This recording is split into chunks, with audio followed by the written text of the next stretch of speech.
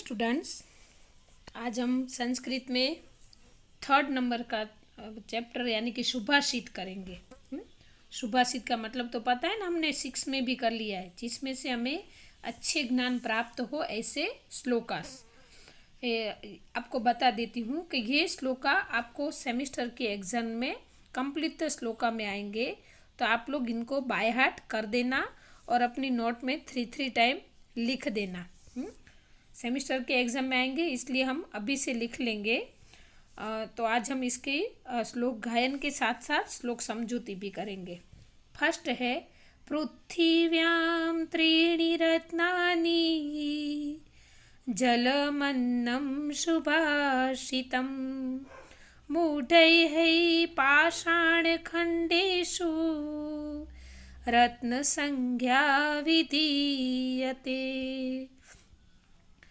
अब इसका मीनिंग करेंगे हम। पृथ्वीव्याम यानी कि पृथ्वी के ऊपर, हाँ, पृथ्वी के ऊपर त्रीणि रत्नानि, त्रीणि यानी कि 3, रत्नानि यानी कि रत्न, हाँ, जल मन्नम सुभाषितम मतलब जल प्लस अन्न, यहाँ पे 2 वर्ड साथ में दिए, संधि है, जल प्लस अन्न और सुभाषित यानी कि जिसमें से हमें सुंदर विचार प्राप्त मिलते हो ऐसे श्लोकास, ऐसे सेंटेंसेस, ऐसी पंक्तियाँ। तो पृथ्वी के ऊपर 3 रत्न है। कौन कौन से हैं? एक जल मतलब पानी, अन्न यानी कि अनाज जिसको हम खाते हैं, पानी को हम पीते हैं, और सुभाषित मतलब कि हम में जो अच्छे संस्कार जिससे आते हैं ऐसे पंक्तियाँ, ऐसे श्लोकास। तो ये 3 जो है ये पृथ्वी के रत्न हैं। मूढैः पाषाण खंडेषु रत्न संज्ञा विधीयते। मूढैः यानी कि मूर्ख, पाषाण इसका मतलब होता है पर्वत, हाँ, खंड के ऊपर जो खंड के पर्वत है उसमें से जो खनिज है जिसको हम खनिज कहते हैं। देखो, रत्न कहाँ से मिलता है? पत्थर में से, डायमंड, हीरा। पत्थर को घिस के उसको हीरा बनाया जाता है, और हम उसको ज़्यादा महत्व देते हैं कि सबसे ज़्यादा महत्व पृथ्वी के ऊपर किसका है?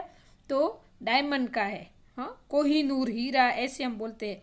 लेकिन ऐसा मानने वाले व्यक्ति को इस श्लोक में मूर्ख कहा गया है, क्योंकि ये सिर्फ हमें जो पहनने के लिए काम आता है, हमारे शरीर के श्रृंगार के लिए काम आता है हीरा। लेकिन हमारे शरीर को अगर हमें हमारा विकास करना है, हमें आगे कुछ करके दिखाना है, उसके लिए हमारे शरीर को मजबूत बनाने के लिए, तंदुरुस्त बनाने के लिए हमें पानी की ज़रूरत है, अन्न की ज़रूरत है और अच्छी सोच की ज़रूरत है। स्टूडेंट, अभी आप देख रहे हो कि एक सीरियल आ रही है अहिल्याबाई। उसमें जब सीरियल से पहले उसके एडवर्टाइज बताते थे, तभी ये क्वेश्चन पूछा गया था कि अन्न और सोने में किसका ज़्यादा महत्व है। तो उसमें ये बताया है कि अहिल्याबाई, उसके जो पति है, वो ऐसे बोलते हैं कि सोने का महत्व ज़्यादा है, जबकि अहिल्या जो लड़की है छोटी, वो ऐसे बताती है कि अन्न का महत्व, क्योंकि सोना जो है, हाँ, ये हीरे जवाहरात है, वो सिर्फ शरीर के श्रृंगार के लिए काम आते, तब कि जो अन्न है वो हमारा अन्नपान, जल है, अन्न है और अच्छी सोच है, वो हमारे शरीर की तंदुरुस्ती के लिए काम आता है, वो हमारी भूख को मिटाता है। तो ये 3 जो है वो सही रत्न है, पानी यानी कि जल, अन्न और अच्छी सोच। तो ये इस श्लोक का मतलब ये होगा, पृथ्वी के ऊपर 3 रत्न है, जल, अन्न और सुभाषित। बाकी जो उस डायमंड को, हीरे को रत्न मानते हैं, पत्थर के टुकड़े को रत्न मानते हैं, ऐसे लोगों को यहाँ पे मूर्ख कहा गया है। सेकंड है, अयम निजः परो वेति गणना लघु चेतसाम् उदारचरितानां तु वसुधैव कुटुम्बकम्।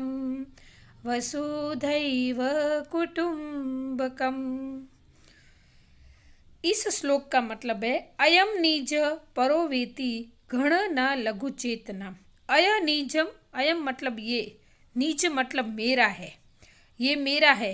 परो वेति यानी कि ये दूसरों का है, ये मेरा है, ये दूसरों का है। गणना लघु चेतना, ऐसी जो गणना करते हैं, काउंट करते हैं, ऐसी जो सोच है जिसकी, वो लघु मतलब छोटा, चेतन चेतसाम यानी कि छोटे मन वाला व्यक्ति होता है, जो तेरा मेरा करता है ना कि ये मेरा है ये तेरा है, ऐसे सोच जो रखता है, ऐसा व्यक्ति संकुचित मन वाला होता है। उदार चरिता नाम तो वसुधैव कुटुंबकम, जिसका उदार चरित्र है, जो व्यक्ति उदार है, जिसका मन उदार है, वो वसुधैव कुटुंब, वसुधैव यानी कि पूरी वसुधा यानी कि पृथ्वी, वसुधा यानी कि धरती, तो पूरी धरती को अपना कुटुंब यानी कि परिवार मानते हैं। Is it clear? रिपीट कर देती हूँ, ये मेरा है ये तेरा है, ऐसी सोच रखने वाला जो व्यक्ति है वो संकुचित मानस वाला होता है। जो उदार मानस वाला लोग होता है, उदार व्यक्तित्व वाले हो लोग होते हैं, वो इस पूरी धरती को, पूरी पृथ्वी को अपना परिवार समझते हैं। थर्ड है नमन्ति फलिनो वृक्षाः नमन्ति गुणिनो जनाः शुष्कवृक्षाश्च मूर्खाश्च न नमन्ति कदाचन। इसका मतलब होता है नमन्ति फलिनो वृक्षा, नमन्ति मतलब नमन करना, फलिनो मतलब जो फल वाले वृक्ष होते हैं, जिस वृक्ष के ऊपर फल आते हैं वो हमेशा नीचे डाउन होते हैं, मतलब गुजराती में कहिए कि नमेला હોય છે, वो सबको नमन करते हैं। ऐसे नमन्ति गुणिनो जनाः, जो गुणवान लोग हैं वो भी सबके सामने नमन करते हैं, सबको मतलब उनके सामने कभी अपने को ऊंचा, अपने को उनसे ऊपर दिखाने की कोशिश नहीं करते हैं। जो फल वाले वृक्ष है वो फल खुद नहीं खाते हैं, दूसरों को खिलाते हैं, परोपकारी वृत्ति है उनकी, फिर भी वो नीचे होते हैं, हमें वो नीचे डाउन होते हैं, मतलब नमेला હોય છે गुजरातीમાં આપણે જેને कहिए तो। और गुणीजन जो होते हैं वो भी हमेशा दूसरों के सामने नतमस्तक होते हैं। तो शुष्क वृक्षाश्च मूर्खाश्च न नमन्ति कदाचन, मतलब जो सूखे वृक्ष होते हैं, फल वाले नहीं, बिना फल वाले जो सूखे वृक्ष होते हैं, और जो मूर्ख लोग होते हैं वो कभी किसी के सामने झुकते नहीं है। देखो सूखे वृक्ष को हम झुकाएंगे तो वो टूट जाएगा लेकिन झुकेगा नहीं, जबकि फल वाला वृक्ष झुका हुआ होगा। तो यहाँ पर ऐसे कहा गया है कि फल वाला वृक्ष और गुणवान लोग वो हमेशा झुक के खड़े रहते हैं, जबकि सूखा वृक्ष और जो मूर्ख लोग होते हैं वो कभी झुकते नहीं है। नेक्स्ट है फोर्थ नंबर का, उद्यमः साहसं धैर्यं बुद्धि शक्ति पराक्रमः षडेते यत्र वर्तन्ते तत्र देवः सहायकृत, तत्र देवः सहायकृत। देखो यहाँ पे बहुत ही सुंदर बात बताइए, उद्यमः साहसं धैर्यं बुद्धि शक्ति पराक्रमः। देखो ये कितना है, उद्यम एक, साहस दूसरा, धैर्य तीसरा, बुद्धि चौथा, शक्ति पांचवा और पराक्रम छठा। ये 6 गुण हैं हमारे, अच्छे लक्षण है। कौन कौन से? उद्यम यानी कि मेहनत, साहस मतलब हिम्मत, धैर्य यानी कि धीरज रखना, बुद्धि मतलब जो हमारा दिमाग है, शक्ति यानी कि ताकत, और फिर हम जो पराक्रम यानी कि साहस वो करते हैं, काम करते हैं अच्छे। तो ये 6 गुण हैं। सड़े ते मतलब 6 गुण है, यत्र वर्तन्ते मतलब ये जहाँ पे ये 6 गुण होते हैं, जिस लोगों में ये इन 6 गुणों का समावेश होता है, तत्र देवः सहाय कृतम, तो ऐसे लोगों को देव भी सहाय करते हैं, यानी कि मदद करते हैं। तो अगर हम लोगों में ये 6 गुण हैं, 6 संस्कार हैं, कौन कौन से?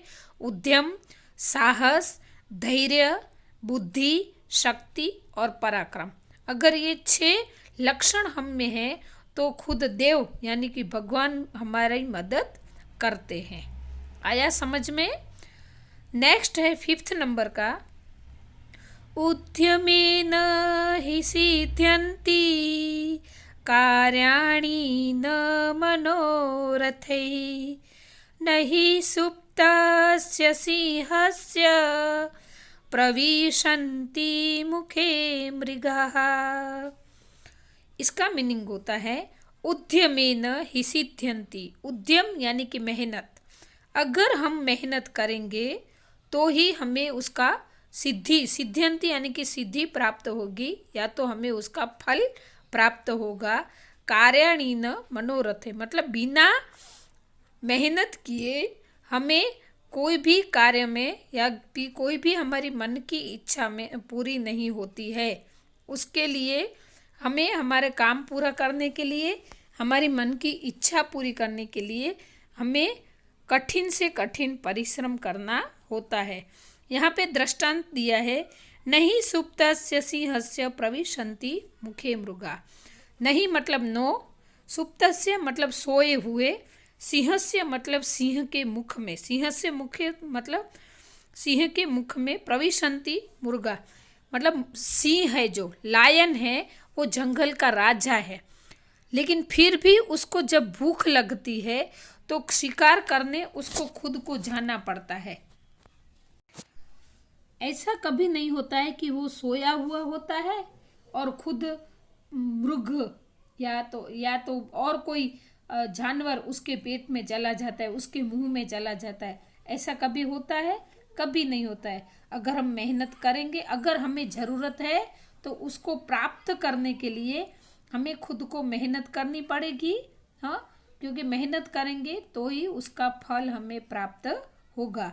इसके लिए अच्छा सा ये शेर का दृष्टांत हमें दिया है कि वो राजा है, फिर भी अपने खुराक के लिए, अपनी भूख को शांत करने के लिए वो शिकार करने जाता है। नेक्स्ट है, दृष्टिपूतं न्यसेत् पादं वस्त्रपूतं पिबेत् जलं शास्त्रपूतां वदेत् वाणीं मनःपूतं समाचरेत्।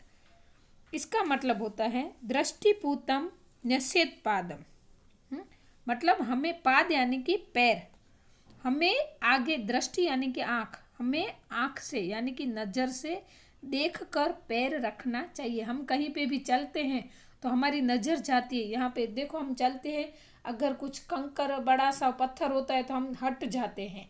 कोई अगर कंटीला रास्ता है, कांटों वाला रास्ता है तो भी हम हट जाते हैं।